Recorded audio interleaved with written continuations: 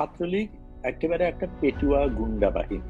এটা একটা অবৈধ সরকার ধরে রেখেছে, তাদের ব্যবহার করছে, কারণ তাদের নিজেদের কোনো ন্যায্যতা নেই। জনগণ যখন তাকে না চায়, তখন পেটুয়া বাহিনী ব্যবহার করা ছাড়া তার কোনো উপায় নেই।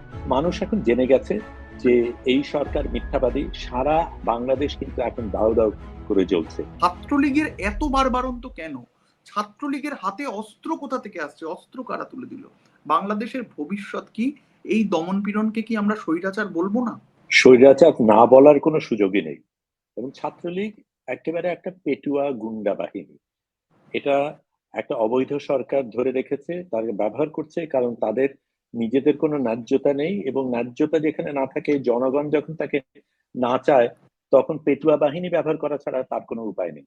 তারা আর্মিকে ব্যবহার করে, পুলিশকে ব্যবহার করে, প্রশাসনকে ব্যবহার করে, ছাত্রলীগকে ব্যবহার করে, এবং এই নিপীড়ন অনেক দিন ধরে চলছে।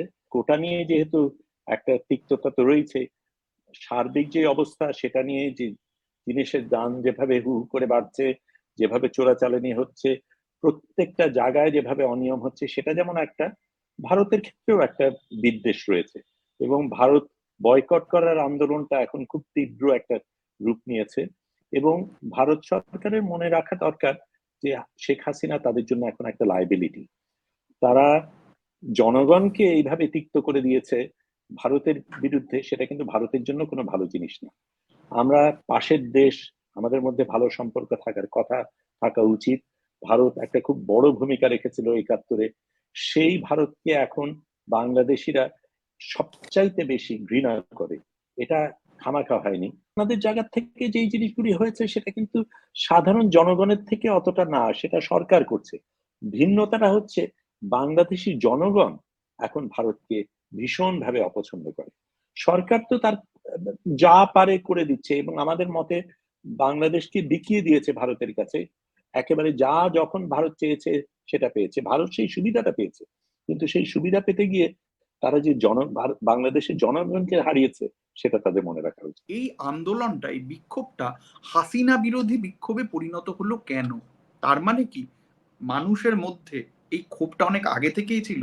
আমরা কদিন আগে যে ভোটটা দেখেছি, যে নির্বাচনটা দেখেছি, সেটা আসলে একটা প্রহসন ছিল? নির্বাচন তো বহু বছর ধরে হয়নি আমাদের দেশে। ৩ কোটি নতুন নব্য ভোটার আজ পর্যন্ত ভোট দিতে পারেনি।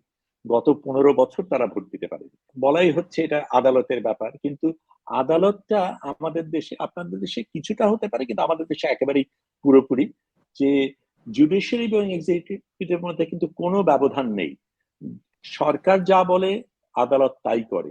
কিন্তু সরকার আদালতকে ব্যবহার করে আদালতের ঘাড়ে বন্দুকটা রেখে গুলি করার জন্য।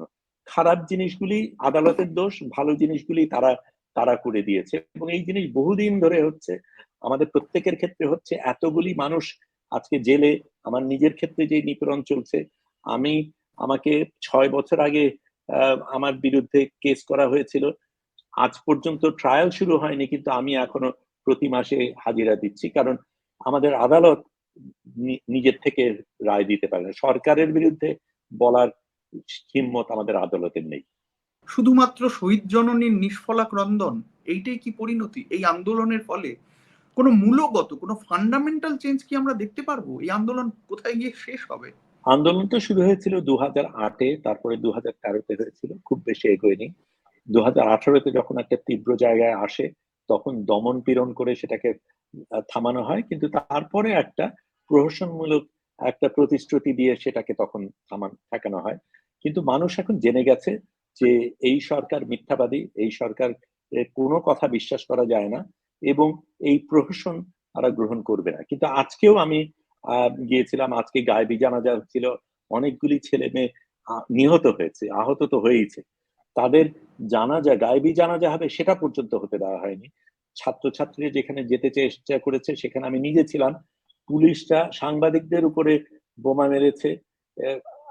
আমার সহকর্মী আহত হয়েছিল, হাসপাতালে গেছেন, তাকে আমরা হাসপাতাল থেকে বের করে আনতে পেরেছি।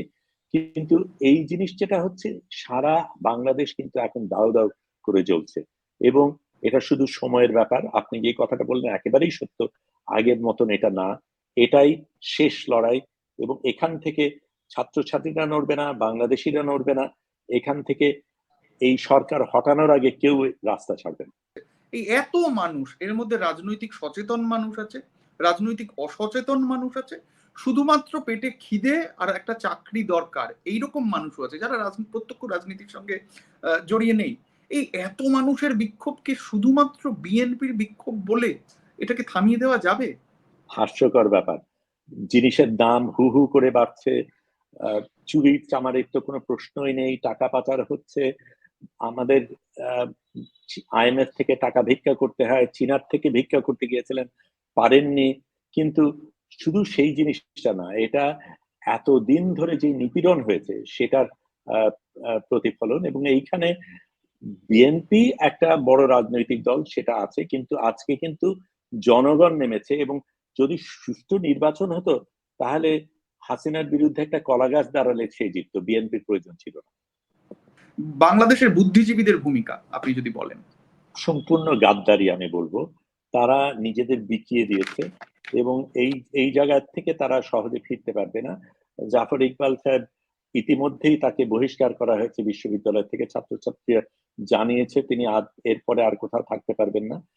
আসলে কিন্তু উনি একা না, একটা বড় দল যাদেরকে আওয়ামী লীগ এতদিন পুষেছে এবং যারা মদত দিয়েছে এই স্বৈরাচারী সরকারকে টিকে থাকার জন্য, তারা কিন্তু এখন বিপদে পড়বে। অবশ্য শুরু হয়ে গেছে।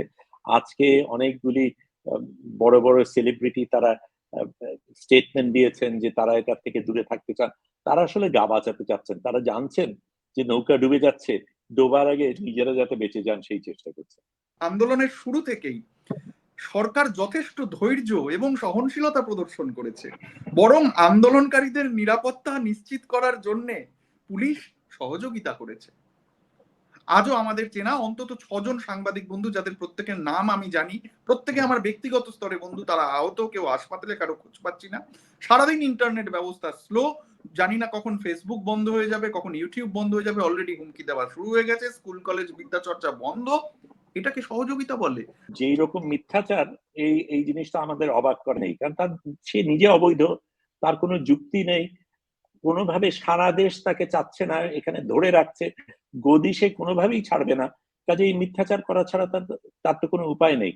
কিন্তু বাস্তবে যে জিনিসটা হয়েছে, আমি তো নিজে আজকে ছিলাম, 4 জন ছাত্র ঢাকা বিশ্ববিদ্যালয় TSC-র মোড়ে ছিল। এই 4 জন ছাত্রকে দমন করার জন্য 400-র অধিক পুলিশ, বড় বড় আর্মার্ড ভেহিকল, প্রিজন ভ্যান, সবকিছু নিয়ে, এবং তারপরে তাদের উপর বোমা ফেলা হলো, আমার সহকর্মী সেখানে আহত হলো।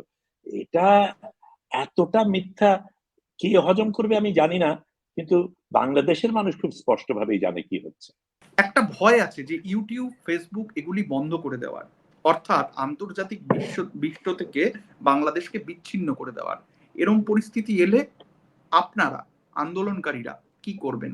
প্রথমে ইন্টারনেট বন্ধ করা কিন্তু ইতিমধ্যেই শুরু হয়ে গেছে। ওয়াইফাইতে অসুবিধা হয়নি, কিন্তু টেলিফোন নেটওয়ার্ক গুলি ইতিমধ্যে হয়ে গেছে।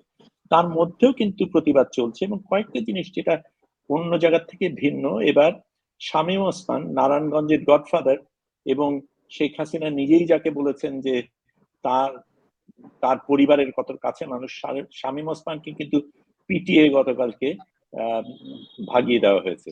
এটা এর আগে কখনো হয়নি। এই মানুষগুলিকে ছোঁয়া যায় না বলা হতো।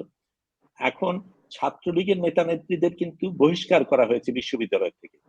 এইগুলি কিন্তু একটা ভিন্ন লক্ষণ। এই জিনিস এর আগে আমাদের দেশে কখনো হয়নি।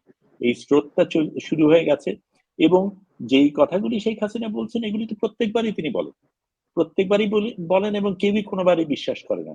এবার বিশ্বাস করার কোনো কারণ নেই। বিশ্ববিদ্যালয়ে ছিলাম তখন যেই রবটা বারবার চলে আসছিল সেটা হচ্ছে ভুয়া। পুলিশকে বলা হচ্ছে ভুয়া, প্রতিশ্রুতিগুলিকে বলা হচ্ছে ভুয়া, এবং আমরা জানি এখন যেই কথাগুলি বলা হচ্ছে সেটা ভুয়া। এটা ভুয়া সরকার, তার কথা কেউ দাম দেবে না।